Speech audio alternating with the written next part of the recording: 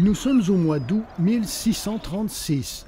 Quelque part au large de Tadoussac, dans l'estuaire du fleuve Saint-Laurent, un navire français, le Saint-Joseph, est sur le point d'appareiller pour un voyage de retour vers la France. Le vaisseau avait quitté Québec le 29 août et faisait escale au fort de Tadoussac pour récupérer les fourrures échangées aux Autochtones. C'est un jeune homme qui commande. Ce jeune capitaine, c'est Théodore Bochart du Plessis. Il n'a que 29 ans. Il quitte la colonie naissante qu'il a contribué à implanter aux côtés de Samuel de Champlain, qui a rendu l'âme quelques mois plus tôt, le 25 décembre 1635, dans l'habitation de Québec.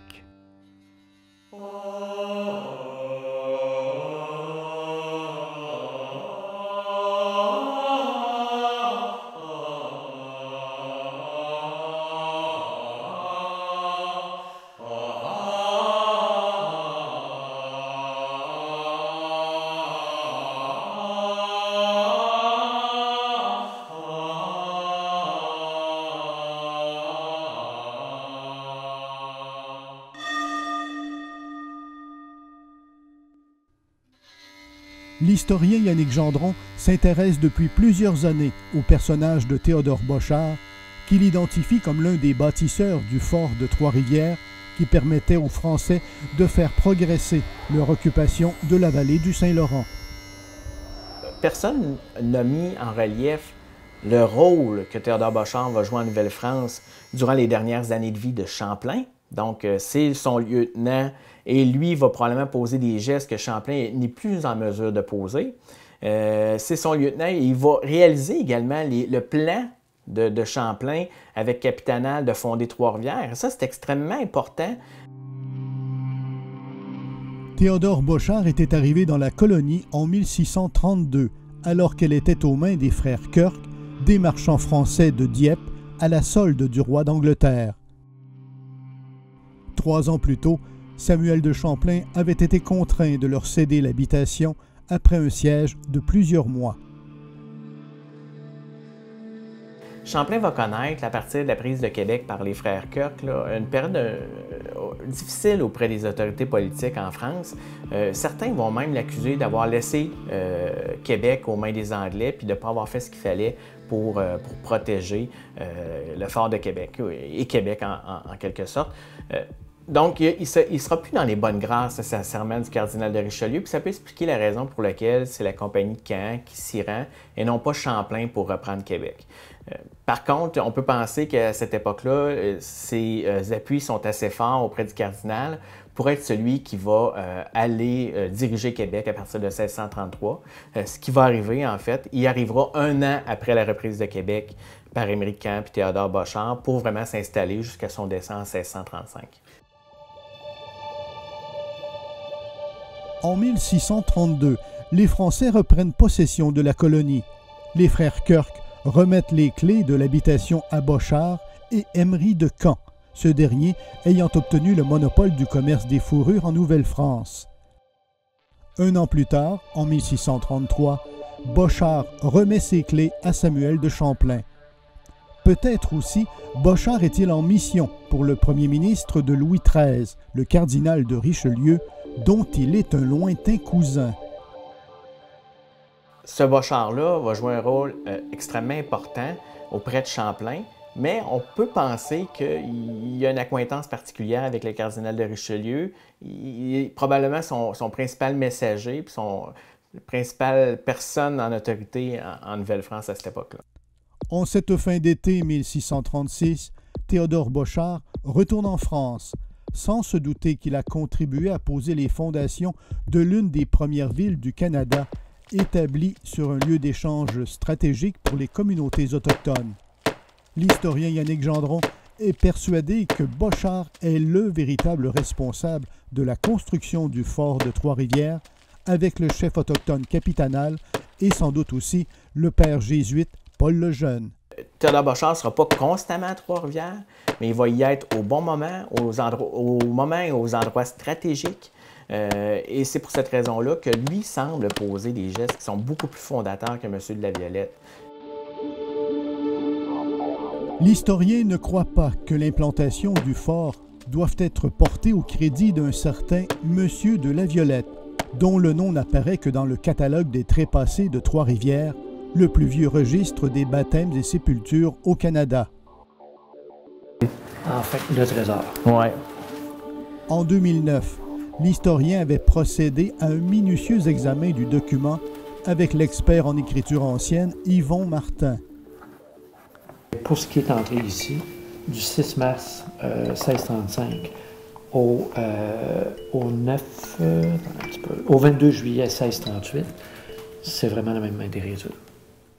Ils en avaient conclu que le document n'a pas été écrit par l'un des missionnaires en poste au moment de la construction du fort. Cette découverte alimente des doutes sur certaines informations inscrites dans l'acte de fondation qui sert de préambule, notamment sur le rôle de ce Laviolette. L'écriture comme telle nous donne quand même ces renseignements-là, que c'est une écriture régulière, que tout est uniforme, et c'est la même main d'écriture. Qui l'a rédigé? Si je compare avec la page 36, donc l'écriture C'est pas Buteux. de Buteux Et de Lejeune. Moi, pour un, je pourrais pas dire que c'est un des trois, là, Lejeune, Buteux ou Brébeuf, qui a rédigé ces documents. C'était fait dans des conditions vraiment optimales. Il y avait meilleures conditions pour consigner cette information-là. Sachant que les missionnaires étaient de passage, puis ils ne s'attardaient pas trop aux différents endroits. Moi, j'ai l'impression, en tout cas c'est une hypothèse, que ces informations-là ont été rédigées par quelqu'un, par un tiers. Qui? L'historien est persuadé que ce registre a été rédigé quelques années après la construction du fort, à partir de notes colligées par les missionnaires, puis retranscrites. Il a d'ailleurs découvert que c'est la même main qui aurait rédigé le catalogue et le registre de Québec, lui-même retranscrit après que la première version ait brûlé en 1640 dans l'incendie de la chapelle Notre-Dame de la Recouvrance. Je me suis intéressé au registre de la paroisse Notre-Dame de Québec. Et à ma grande stupéfaction, en 2013, je suis tombé sur exactement la même main d'écriture. Le catalogue des trépassés avait été écrit par le même type qui a écrit les premiers enregistrements reconstitués de mémoire dans le registre de baptême et de sépulture de la paroisse Notre-Dame de Québec. Ce rapprochement-là n'avait jamais été fait. Je voyais ça comme une opportunité en or d'être capable d'identifier qui était le fameux auteur du catalogue des trépassés, puis est-ce que de Trois-Rivières, puis est-ce qu'il y avait d'autres choses à nous dire dans d'autres documents d'archives. Et là, j'ai commencé à faire les comparaisons entre les deux registres, celui de Trois-Rivières, celui de Québec, pour m'assurer, du moins avec les connaissances que j'ai des documents anciens, que les deux documents étaient bel et bien de la même main d'écriture. Et ça a donné des choses formidables. En isolant les dates, par exemple, on se rend compte que l'ensemble des dates ont la même calligraphie. Et vraiment, on voit dans les courbes, dans l'assurance, dans l'habitude de mettre un point, par exemple, après la date, on se rend bien compte que ces deux types d'écriture sont les mêmes. En ce qui concerne, j'ai isolé également quelques mots qu'on retrouve dans les deux registres, des mots habituels. Hein? Donc, le mot baptisa, par exemple, où est-ce que le mot baptisa est écrit absolument de la même façon. On dirait que c'est pratiquement un copier-coller, où est-ce que là, on voit les pattes s'élancer, les courbes épouser les mêmes formes. Donc, même avec le nom de Champlain, où est-ce que là, on a un nom extrêmement empoulé, avec un C presque dessiné, un H qui ressemble drôlement à un S, bien là, on voit qu'on a affaire au même type. Il faut savoir qu'à cette époque-là, les Jésuites n'écrivent pas tous de la même façon. Il y a une possibilité de les différencier les uns des autres. Ils n'ont pas une calligraphie uniforme. Ils viennent de tous les milieux en France. Ils n'arrivent pas seulement de Paris où on peut penser qu'il y a une formation uniformisée, mais je vous dirais que non. C'est des gens qui arrivent d'un peu partout. Donc, ça serait étonnant que ces deux types-là soient pas le même.